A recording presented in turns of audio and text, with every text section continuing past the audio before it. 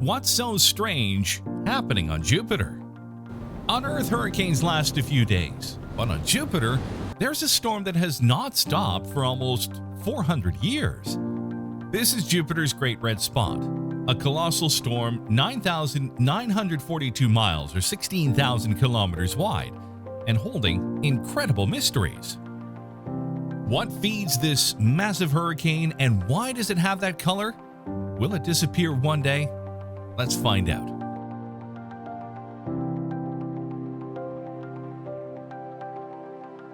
It isn't easy to get an idea of its enormous proportions. The Great Red Spot has the largest diameter and longest lasting storm in the solar system, with a diameter larger than our planet. Its clouds rise 5 miles or 8 kilometers above Jupiter's other clouds. Hurricane force winds whip the edge of the storm at more than 250 miles per hour or 400 kilometers per hour. And it is not a temporary phenomenon. While storms on Earth usually last a few days, this storm has been active for at least 350 years. When did we first discover the Great Red Spot? In 1664, the English scientist Robert Hooke was the first to claim that he had observed a spot on Jupiter. But that spot was near the planet's North Pole, so astronomers thought it could not be the same one we know today as the Great Red Spot, located in the southern hemisphere. In 1713, the Italian astronomer Giacomo Maraldi observed the red spot again. 2 years earlier, the painter Donato Credi had painted a series of oils of celestial bodies that included a painting of Jupiter with a big red spot in the south, but without the red spot in the north that Hooke had seen. Did it mean that astronomers had seen two different spots in the last 400 years? No, the answer was more straightforward. What happened was that the ancient telescopes reversed the images they took. That is, the spot that Hooke saw in the north of Jupiter was actually in the south, so we have seen the same spot all the time. There was no reference to Jupiter's Great Red Spot for more than a century. It is strange that the great astronomers of the second half of the 18th century, such as William Herschel, overlooked the existence of the Great Red Spot. That is why some experts raise the possibility that the Great Red Spot suffered a change in color or a decrease in size at that time that helped it to go unnoticed by astronomers. The modern history of the Great Red Spot began in 1831 when German astronomer Samuel Heinrich Schwab depicted it in detailed drawings. In 1878, the American astronomer Carl W. Pritchett baptized this formation with its current name, and since then this fascinating formation has been observed regularly and with increasing precision. What is the Great Red Spot? To better understand the nature of this phenomenon, scientists have tried to compare it to storms on Earth. Cyclones on Earth can reach more than 620 miles or 1,000 kilometers in diameter, with winds reaching speeds of 186 miles per hour or 300 kilometers per hour. They can raise entire cities and wreak havoc in their wake in hours. This power, however, is insignificant compared to that of the Great Red Spot. From the meteorological point of view, the Great Red Spot is an anticyclonic storm. That is, the pressure in the center is bigger than in the periphery. It has a slightly oval shape and rotates counterclockwise with a period of 6 Earth days. As in the hurricanes of our planet, its center remains relatively calm with pretty mild winds. However, in the periphery, the situation is very different.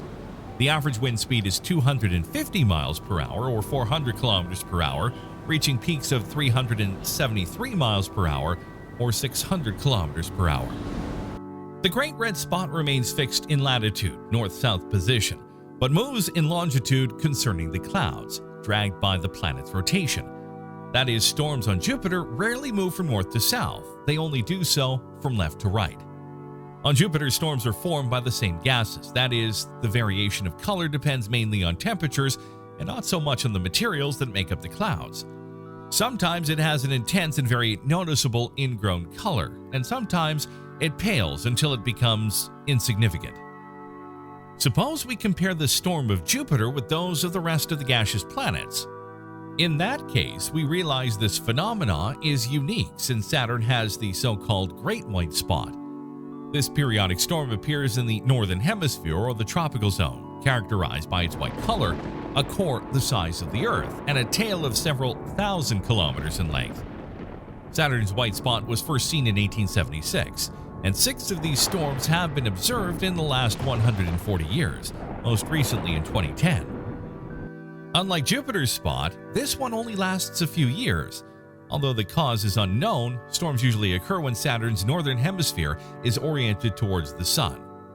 Their appearance is related to the cooling of the Saturnine atmosphere during the winter, although that doesn't explain why they're so rare. Similar in appearance to Jupiter's Great Red Spot, there is Neptune's so-called Great Dark Spot, which was detected in that planet's southern hemisphere in 1989 by the Voyager 2 probe. The spot was almost the same size as Earth, and around it, winds were measured with speeds close to 1,500 miles per hour, or 2,415 kilometers per hour, the fastest ever recorded in the solar system. When the Hubble Space Telescope wanted to photograph it in 1994, the Great Dark Spot completely disappeared, leaving scientists with doubts about its true nature. Was it a hole in Neptune's immense methane atmosphere similar to Earth's ozone hole, or a storm that dissipated? What do you think it was? Let us know your opinion in the comments. Since then, 4 other similar dark spots have been observed in Neptune's atmosphere. These spots can appear in any region of the planet and last about 2 years until they disappear due to the powerful winds in the atmosphere's upper areas. Nothing compared to Jupiter's Great Red Spot and its record of permanence over several centuries. Why doesn't the Big Red Spot go away? Jupiter's atmosphere abounds with large storms and the frequency of rotating winds, including the Great Red Spot. At a size of 9,942 miles or 16,000 kilometers wide, this storm is more extensive than Earth. The exciting thing is that while a storm lasts a few days on Earth, on Jupiter this storm has existed for centuries. From a scientific point of view, it is puzzling how the storm can last so long and be so large, and it is also unclear whether these storms are limited to the highest parts of the planet's atmosphere or extend inland from it. Thanks to data collected by NASA's Juno space probe, experts analyzed the vertical structure of the Great Red Spot as well as 2 other storms. They found that they extended below the altitude at which water and ammonia, or the planet's cloud level, are expected to condense. This is unique to the Great Red Spot. In addition, data collected by the Juno exploration probe showed a strange gravitational anomaly just above the Great Red Spot. This means that below the spot, there is a large concentration of mass that accumulates and feeds the storm. It must also be considered that the Earth has a solid surface, so any storm loses energy due to friction with the ground. That is why cyclones and hurricanes in the sea usually weaken when they land and disappear in a few days. In contrast, Jupiter has no solid surface. Its gaseous atmosphere becomes denser with depth, so a storm can continue to grow because there's no friction with the ground to stop it.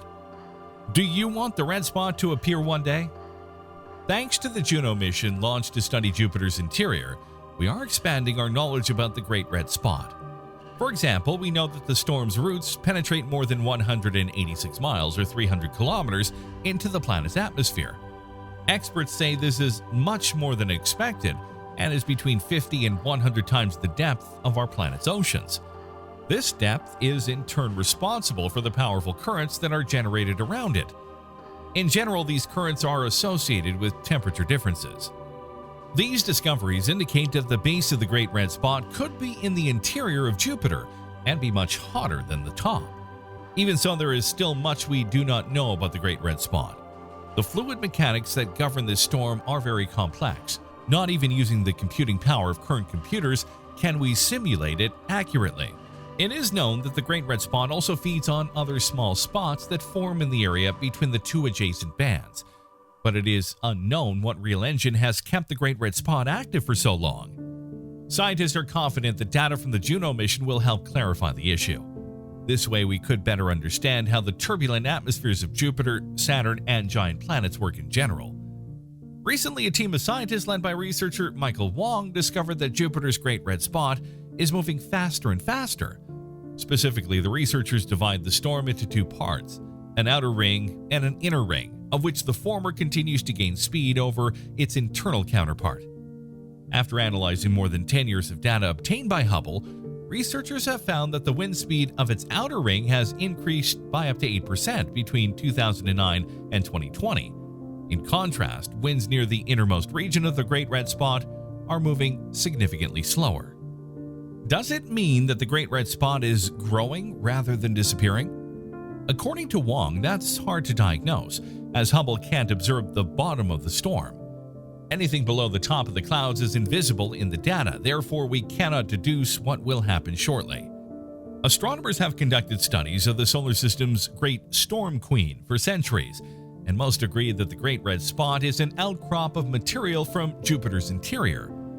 If we were to look at it from the side, the storm would have a structure very similar to that of a wedding cake, staggered with high clouds in the center cascading towards its outer layers. Astronomers have found that for over a century, it has been shrinking in size and becoming more circular and small, giving the impression that it is disappearing. However, the new Hubble data opens a new possibility that the famous Jupiter storm still has many years to go. It is impossible to know if the Great Red Spot will disappear in a few decades or if it will recover from resurfacing with more force, as perhaps in the 18th century. Its evolution over the next few years will be the key to clearing the future of the storm. In the worst-case scenario, the disappearance of the Great Red Spot would be a loss equivalent to the disappearance of Saturn's rings or Mars's polar ice caps. It would be a shame if this happened. But the truth is that nothing lasts forever, and as popular wisdom states, after the storm always comes calm.